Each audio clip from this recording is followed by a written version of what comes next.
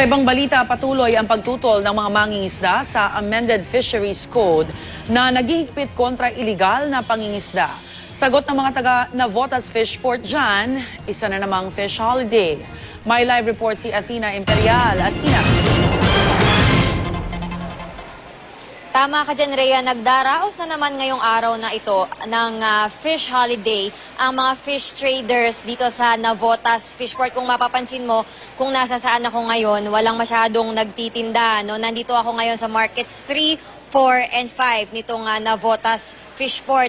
Pero sa kabila nito may dalawang konsignasyon na nagbukas. Ang kanila namang mga itinitinda ay mga isdang tabang, hindi yung isdang dagat.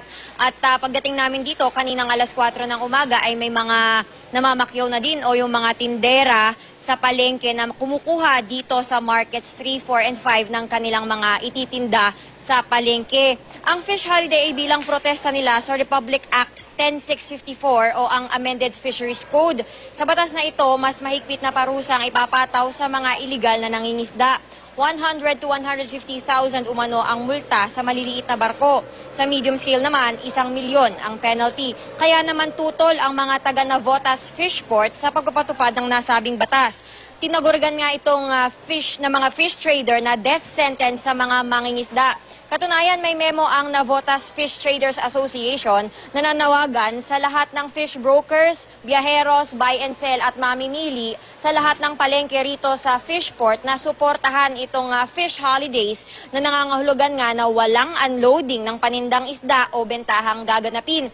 Diin naman ng Bureau of Fisheries and Aquatic Resources, ang magigipit daw dito ay ang mga iligal na mangingisda. Sa pagpapatupad din umano ng batas, mapangangalagaan ang mga isda at iba pang aquatic resources, lalo na ang mga nanganganib ng maubos. Samantala, mamayang alauna ay magkakaroon ng assembly at rally ang mga fish traders nga dito sa Navotas Fishport sa Pasay at tinatawag nila ang kanilang rally na Welgang Dagat.